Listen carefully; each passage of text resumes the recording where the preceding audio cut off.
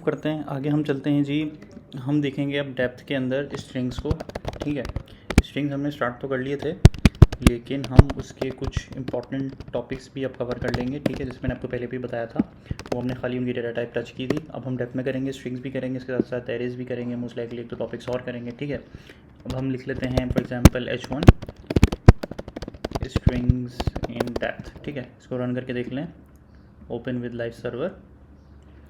ठीक है जी, सो फार so good. Script का टैग डाल के लिख लें जी इन स्क्रिप्ट। इंस्पेक्ट करके देखें जी आउटपुट आया कि नहीं आया जी। ठीक है, आउटपुट आ गया है हमारे पास। अब क्या करते हैं अब हम चलते हैं दोबारा स्क्रिप्ट में आ जाते हैं, थोड़ी सी स्पेस बना लेते हैं।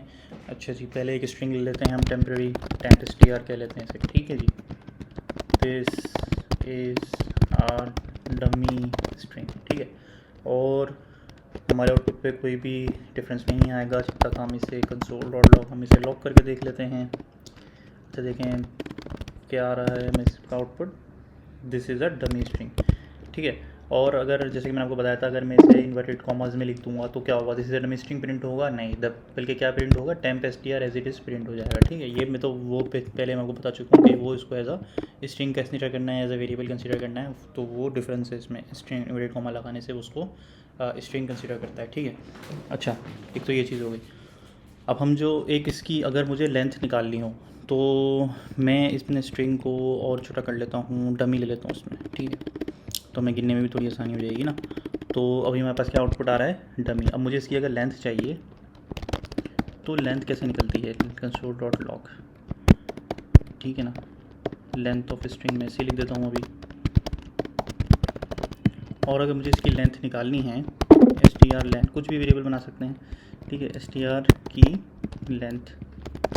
ठीक है, तो वो कैसे निकलेगी, आप लिखेंगे अपने वेरिएबल का नाम डॉट लेंथ, बस डॉट लेंथ आपने लिख देना है, आपको उसकी लेंथ मिल जाएगी। और वो किस में सेव हो रही है, str की लेंथ में। अब अगर वो मुझे प्रिंट करानी है तो मैं लिखूँगा console.log, क्या लिखूँगा, str की लेंथ। ठीक है, और वो क्या है हमारे पास, 5 आया। अब कैसे आया जी, गिन लें ज़रा इसे, गिने 1 2 3 4 5, इसमें 5 करेक्टर्स हैं। ठीक है, करेक्ट स्ट्रिंग के अंदर जो भी चीज़ें होती हैं उनको हम कहते हैं करेक्टर। एक आइटम को हम कहते हैं करेक्टर, डी भी एक करेक्टर है, यू भी एक करेक्टर है, और MMY भी एक करेक्टर है। अच्छा, इसके बाद अगर मैं लिख देता हूँ डमी str, तो अब इसकी लेंथ कितनी थी, 5 थी, 3 मैंने str लिखे, तो क्या 8 हो गई होगी। अब देखते हैं हम आउटपुट, 8 नहीं हुई बल्कि 9 हुई। ये 9 क्यों हुई, देखें 5 तो ये थे और एक स्पेस भी थी, तो स्पेस भी काउंट होती है, तो 6 7 8 9, तो इसकी टोटल str की लेंथ हो गई 9।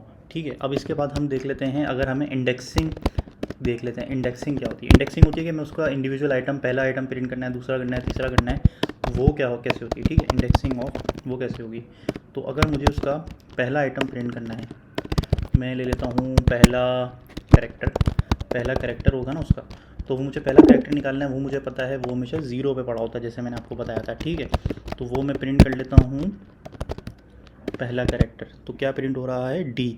डमी str में पहला करेक्टर क्या है, डी। मैंने आपको बताया था कि ये शुरू होता है 0 से, फिर 1, फिर 2, फिर 3 and so on and so fourth. अगला मुझे करना है तो मैं क्या लिख दूंगा, console.log। अगर मैं एक साथ ही स्ट्रिंग में लिख दूँ दूसरा करेक्टर, वो कैसे लिखूँगा मैं, टेम्प str 1। ठीक है, और तीसरा यहाँ मैं लिख दूँगा तीसरा, तो वो किस पे होगा, 2 पे। इसी तरीके से चौथा, वो किस पे होगा जी, 3 पे।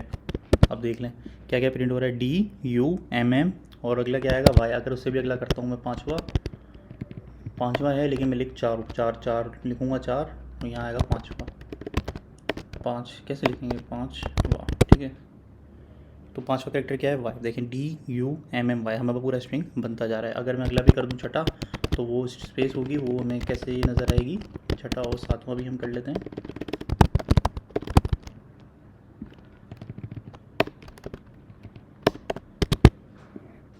देखें DUMMY स्पेस और एस, ऐसे ही था डमी str में, ये था हमारा स्ट्रिंग डमी str, तो स्पेस आ रही है, एम्प्टी स्पेस यहाँ पे प्रिंट हो रही है। ठीक है, अच्छा अब हमें क्या करना है, अब हम अगला इसका एक मेथड देखेंगे, ये होता है इंडेक्सिंग। अच्छा, अब अगर मुझे ये बताएं कि अगर मुझे लास्ट स्ट्रिंग चाहिए, लास्ट चाहिए, तो वो कहाँ पड़ा हुआ, 9 इसकी लेंथ थी, लेंथ अगर हम लेंथ को यूज़ करें तो आखिरी पड़ा हुआ है 8 पे। ठीक है,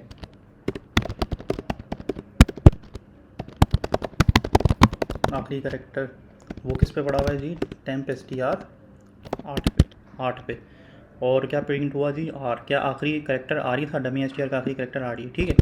डमी स्ट्रिंग, अगर ये मेरा स्ट्रिंग चेंज हो जाता, इसकी लेंथ अगर बढ़ जाती, डमी str पार्ट 2, ठीक है। अब इसकी लेंथ अगर बढ़ गई है या फिर revised,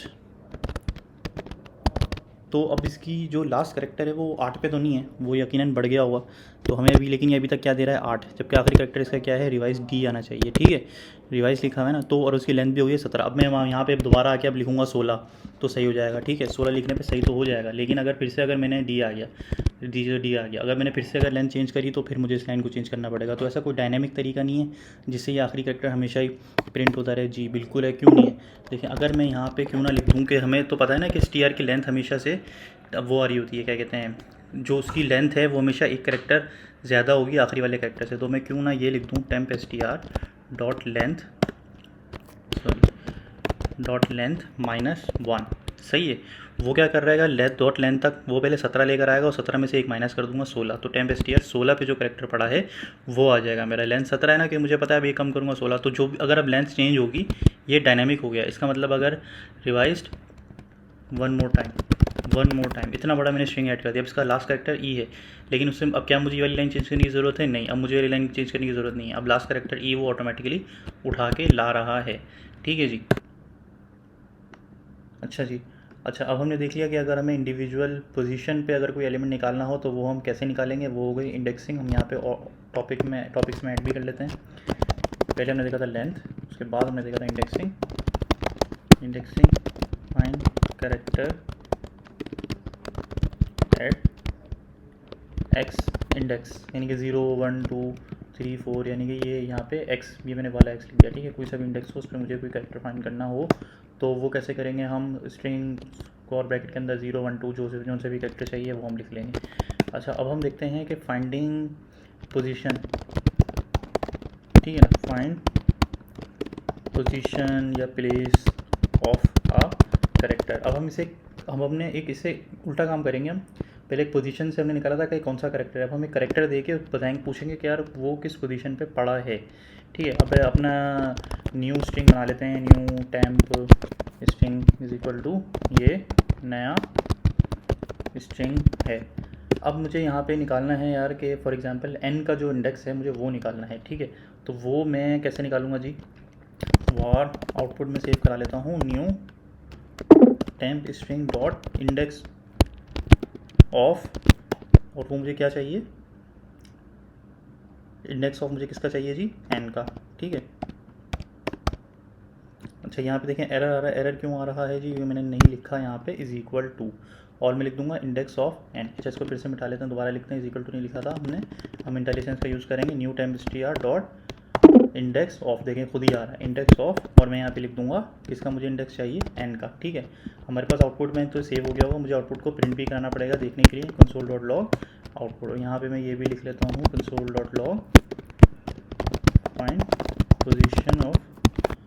find position of character. अब देखते हैं क्रोम पे हमारे पास क्या आउटपुट आया है, 3। फाइंड पोजीशन ऑफ कैरेक्टर नीचे आया 3, क्या n 3 पोजीशन पे हमने n की पोजीशन निकाली, देखें हाँ 0 पे क्या पड़ा है y, 1 पे e है, 2 पे स्पेस है और फिर 3 पे n है, तो इस वजह से हमारा n आया 3 के ऊपर। और अगर मुझे निकालना होता फॉर एग्जांपल s निकालना है तो हम कैसे निकालेंगे, हम निकालेंगे जी, मैं इसको फिर से कॉपी और पेस्ट कर लूँ, ठीक है। वार को लिखे रहने देते हैं, मैंने आपको बताया था, हम यहाँ पे खाली n की जगह पे कर देते हैं s, उससे कोई मसला नहीं पड़ता। तो हमारे पास आउटपुट क्या आएगा जी, 8। गिने ज़रा 8 इस पे पड़ा है कि नहीं, 0 1 2 3 4 5 6 7 8। अच्छा इसको क्यों ना मैं उल्टा भी करके देख लूँ, इंडेक्सिंग तो हमने करी थी ना, न्यू हमें उसने 8 बताया ना, मैं यहाँ पे 8 अगर प्रिंट करके देख लूँ तो क्या प्रिंट होता है, s, देखें 8 पे क्या प्रिंट हो रहा है, s, ठीक है। अब अगर मैंने अभी तो मैंने वो स्ट्रिंग ली है, देखिए इन दोनों कैरेक्टर में एक चीज़ वो भी मैंने देखी थी कि n जो है सिर्फ एक ही बार यूज़ हो रहा था, s भी एक ही बार यूज़ हो रहा था। क्यों, अगर मैं y ले लेता तो y देखें मल्टीपल प्लेसेस पे यूज़ हो रहा है, तो क्या होता अगर मैं y बोलता कि अगर मुझे y बताओ, ठीक है। मैं दोबारा वही जो कॉपी किया बताओ पेस्ट करता हूँ, y बताओ तो मुझे क्या प्रिंट करेगा जी, मुझे 0 प्रिंट करेगा, क्या प्रिंट करेगा, सारे एक साथ प्रिंट कर देगा, क्या प्रिंट करेगा, देखें वो मुझे 0 प्रिंट कर रहा है, जो पहली पोजीशन है जो उसे पहली दफ़ा मिल रहा है वो प्रिंट करेगा। अब ई जो है, ई यहाँ भी है और एक आखिर में भी है, तो मुझे अगर ई प्रिंट कराऊंगा तो वो मुझे क्या आउटपुट देगा जी, वो मुझे पहली अकरेंस देता है, ठीक है। ये की अकरेंस दे रहा है 1, ठीक है, 1 आ गया, तो यानी कि क्या बोल रहा है, इफ़ 1 पोजीशन पड़ा है 0 1, आखिरी वाला नहीं दे रहा, ठीक है। बाकी एक और मेथड होता है लास्ट इंडेक्स ऑफ, वो भी अब एक्सप्लोर कर सकते हैं। बाकी हम डेप्थ में सारे मेथड्स कवर नहीं करेंगे जो हम मेन कवर कर रहे हैं, ठीक है। और अगर अब हम देख लेते हैं चेंजिंग अ कैरेक्टर देख लेते हैं, ठीक है। यहाँ हम ऊपर भी लिख लेते हैं टॉपिक, ठीक है।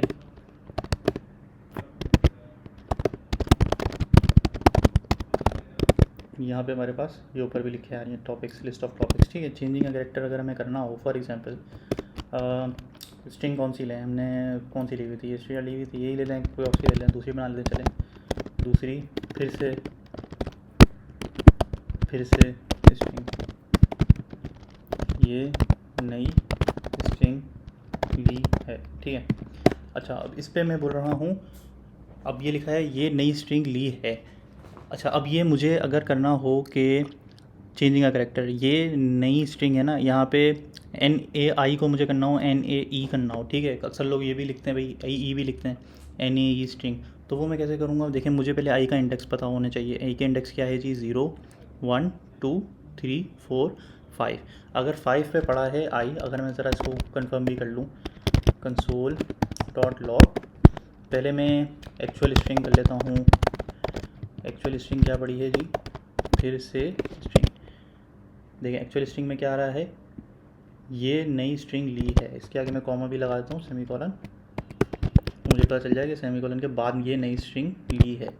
अच्छा, अब हमें रिप्लेस कराना है अगर आई को ई से, तो हम लिखेंगे फिर से स्ट्रिंग इज इक्वल टू फिर से स्ट्रिंग डॉट रिप्लेस, रिप्लेस को सिलेक्ट करेंगे, रिप्लेस।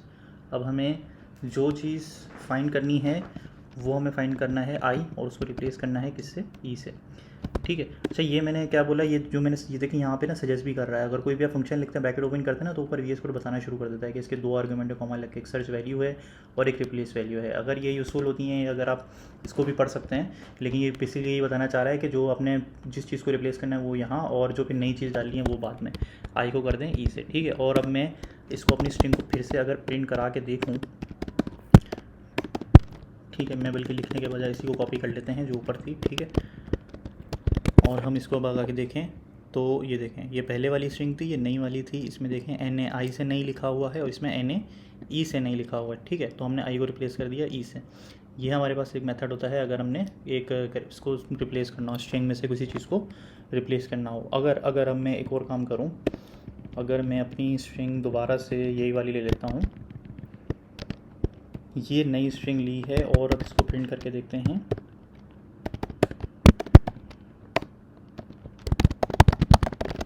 एक्चुअल स्ट्रिंग फिर से स्ट्रिंग, ठीक है। एक्चुअल स्ट्रिंग क्या आ रही है, ये नई स्ट्रिंग ली है, ठीक है। मैं सेमीकोलन भी लगा देता हूँ। अब अगर मुझे नई को करना हो रिप्लेस पुरानी से, ठीक है, console.log रिप्लेस वर्ड्स, देखें इसमें कोई डिफरेंस नहीं है। अगर पूरा वर्ड रिप्लेस करना हो हमें, हम सिंपली यही लिखेंगे, फिर से स्ट्रिंग इज इक्वल टू फिर से स्ट्रिंग डॉट रिप्लेस, ठीक है। अब हमें रिप्लेस किसको करना है, नई को, और जिस नया वर्ड जो डालना है वो हम करेंगे पुरानी, ठीक है। और हम फिर से इसको प्रिंट करके देखते हैं क्या हुआ। देखें ये हमारी एक्चुअल स्ट्रिंग में क्या दिखा रहा है, ये नई स्ट्रिंग ली है, और हमने नई को बोला पुरानी से रिप्लेस कर दो, तो हमारे पास क्या आउटपुट आया, ये पुरानी स्ट्रिंग ली है, ठीक है। ये हो गया आपका रिप्लेस का मेथड। अच्छा, अब जो हम अगला टॉपिक करने जा रहे हैं वो होगा चेंजिंग करेक्टर। ये तो एक सेकंड, चेंजिंग करेक्टर को हम कर देते हैं, रिप्लेस कर देते हैं, ज़्यादा सही रहेगी, ठीक है ना। रिप्लेस अ करेक्टर या फिर वर्ड, अच्छा दोनों का सेम मेथड ही। अगला जो हम टॉपिक करने जा रहे हैं जी वो है एस्केप स्ट्रिंग्स। अच्छा जी, ये क्यों ज़रूरी है, फॉर एग्जांपल एक दो मैंने आपको स्ट्रिंग बनाने के लिए बताए थे ना, 2 तरीके होते हैं कि आप या तो डबल कोट में लिखें या सिंगल कोट में लिखें, दोनों एक्सेप्ट हो जाएंगी, ये स्ट्रिंग है ये स्ट्रिंग है, ठीक है। 2 types to create string, str1 str2, हम क्रोम पे देख लेते हैं। 2 टाइप्स टू क्रिएट स्ट्रिंग, ये स्ट्रिंग है ये स्ट्रिंग है, दोनों आ रहे हैं, ठीक है। अच्छा, अब अगर मुझे ये करना हो, दोनों आ रहे हैं, ठीक है। अच्छा, अब सॉरी, ये तो मैंने दोनों लिखे भी सेम है ना, मैं ये कह रहा हूँ कि एक डबल कोट से और एक सिंगल कोट से, माय बैड, इसको मैं सिंगल कोट से बनाऊँगा, तो क्या हमारे पास आउटपुट में डिफरेंस आएगा, नहीं आएगा। ठीक है, कि आप सिंगल कोट यूज़ करें, ये स्ट्रिंग है, ये स्ट्रिंग है, डबल कोट यूज़ करें, कोई फ़र्क नहीं पड़ता है। ठीक है, अच्छा अब हम ये चाह रहे हैं कि अच्छा ये दो मेथड हमें क्यों दिए हुए हैं, इसकी एक रीज़न है इसके पीछे। फॉर एग्जांपल अगर आप यूज़ कर रहे हैं ये वाला मेथड, ठीक है, ये वाला मेथड आप यूज़ कर रहे हैं, ठीक है, और अगर आपने लिखना है कि ये अहमद की किताब है अंग्रेज़ी के अंदर, तो आप इसको अंग्रेज़ी में कन्वर्ट करें तो क्या बनेगा, दिस इज़ अहमद। अब यहाँ पे देखा आपने क्या हुआ, वो जो कॉमा लिखा हुआ था वो कॉमा इसने समझा कि यहाँ पे स्ट्रिंग ऐड हो गया। अच्छा अब ये दिस इज़ अहमद बुक हमने शुरू में एंड में लगाया है कॉमा और मुझे बीच में कॉमा चाहिए, तो अब देखें ये हो रहा है एरर, सिंटैक्स एरर हो रहा है। ठीक है, और ये देखें मेरी ये चीज़ें भी जो है सही से नहीं चल रही हैं, और अगर मैं न्यू str प्रिंट कर भी दूँ तो मुझे यहाँ पे क्या कर रहा है, अनएक्सपेक्टेड आइडेंटिफायर, इस लाइन में एरर आ गया है 70वीं लाइन में, 70 लाइन में, लाइन नंबर ही बता रहा है। ठीक है, तो अब इसको कैसे सॉल्व करेंगे, देखिए अगर आपने, मैंने बोला था सिंगल कोड लेके बनाई है स्ट्रिंग, अगर आपने सिंगल कोड के अंदर सिंगल कोड लिखेंगे तो मसला करेगा, आप इसको डबल कोड कर दें। ठीक है, डबल कोड के अंदर आप सिंगल कोड यूज़ कर सकते हैं। अब देखें दिस इज़ अहमद बुक बिल्कुल ठीक नज़र आ रहा है। ठीक है, अब ये हमने क्या देख लिया, single quote in double quotes. अब अगर चलें, यानी कि हमें तो ऐसा, फिर हम खाली डबल कोट ही यूज़ कर लेते हैं। ठीक है, अगर हमें लिखना हो न्यू str2 कर लेते हैं। ठीक है, अगर हम डबल कोट यूज़ करनी है, अगर हमें लिखना हो, गाइड ने कहा कि पढ़ाई करो, तो हम कैसे लिखेंगे भाई, कायदे आज़म सैड। ठीक है, फिर डबल कोड आपने ओपन कर लिया गाइड के लिए, पढ़ाई करो। ठीक है, और ये आपने इन्वर्टेड कॉमा कर दिया बंद। ठीक है, ये जो आखिरी वाला है और शुरू वाला है तो जो स्ट्रिंग के होते हैं, और ये जो बीच में है ये वो लिखा होता है ना, कायद ने जो कहा है, उसको मैं चले कॉमा लगा देता हूँ। डायरेक्ट इनडायरेक्ट स्पीच में हमने देखा कॉमा लगा के, इन्वर्टेड कॉमा लगा के ऐसे लिख रहे होते हैं। ठीक है, तो अब कैसे आप इसको सही करेंगे। ठीक है, अब देखें डबल कोड लिखना है आपने, बाहर भी डबल कोड है तो आ जाएगा सिंटैक्स एरर, क्यों ना आप सिंगल कोड अब बाहर लिखते हैं। ठीक है, तो ये एरर आपका एक को मिटा दें, या वी एस कोड दोनों लिख देता है, तो अभी आपका एरर चला गया। अब अगर आप इसे प्रिंट करेंगे न्यू str2 को, तो आपका सही प्रिंट होगा, कायदे आज़म से पढ़ाई करो। अब आपको समझ में आ गया कि डबल कोड और सिंगल कोड क्यों है स्ट्रिंग्स के अंदर। लेकिन हम एक और कॉम्प्लेक्सिटी लेवल के ऊपर जाते हैं। आपने देख लिया कि अगर सिंगल कोड अंदर यूज़ हो रही है तो बाहर डबल कोड ले लो, अगर अंदर बाहर डबल कोड चाहिए तो बाहर सिंगल कोड ले लो। अगर कोई ऐसी स्ट्रिंग आ गई भाई जिसके अंदर डबल और सिंगल कोड दोनों ही यूज़ हो रही हुई, तो क्या करेंगे आप। फॉर एग्जांपल कायदे आज़म सिस्टर फातिमा जीना सैड, और उधर में लिख देता, वो बोलते कि खेलो भी सेहत के लिए अच्छा है, तो फिर आप कैसे करेंगे उसे मैनेज। अब फिर कौन सा स्ट्रिंग लेंगे। ठीक है, देखें अब उसका एक और तरीका होता है, फिर यहाँ पे आपके इंट्रोड्यूस कराने पड़ जाते हैं स्ट्रिंग स्केपिंग स्ट्रिंग्स। ठीक है, फिर हमें यूज़ करनी पड़ती है स्ट्रेटजी स्केप करने की, स्ट्रिंग्स को स्केप करने की। वो कैसे होता है, फॉर एग्जांपल आप कॉम्प्लिकेटेड मुश्किल वाला स्ट्रिंग कर रहे हैं ना, उसमें अगर लिखा हो कायदे, बाहर आप कुछ भी ले लें, आप कायदे आज़म सिंगल को तो आ गया, चलें डबल को की वजह से आपने अब लिखा सैड सिस्टर फातिमा जिना सैड खेलो भी फॉर गुड हेल्थ। ठीक है, अच्छी सेहत के लिए खेलो भी, और अब आपने बंद कर दिया, दो क्यों लिख देता है। ठीक है, ये तो दो इन्वर्टेड वाले कॉमा इसके कोड के आ गए, और जो उन्होंने कहावत कही है उसके, और जो ये आखिरी वाला है और जो पहला वाला है ये स्ट्रिंग के आ गए। एक्चुअली स्ट्रिंग जास की वजह से लगाने पड़ते हैं। लेकिन अब बताएं, अब अगर इसको खोलना है तो मैं यहाँ बाहर वालों को मुझे सिंगल करना पड़ेगा, अगर अंदर डबल यूज़ करना है। मैं इसे सिंगल कर देता हूँ, फिर दो बार क्यों लिख देता है, मैंने डिलीट कर दिया, ये मिटाइए डिलीट कर दिया। अब ये वाला एरर तो चलेगा, चला भी गया तो एरर आ जाएगा यहाँ पे, यहाँ से देखें कलर भी अलग हो गया, क्योंकि अब यहाँ पे एक सिंगल कॉमा है, तो ये मसला तो हल नहीं हो रहा दोनों तरीके से। अब क्या करेंगे भाई, इसको एक मसला आ रहा है ना, आप यहाँ पे लगा दें ये वाला स्लैश, ये स्लैश जो है आपका एंटर के ऊपर वाला जो होता है, ये स्लैश लगा दें, ये हो जाएगा स्केप।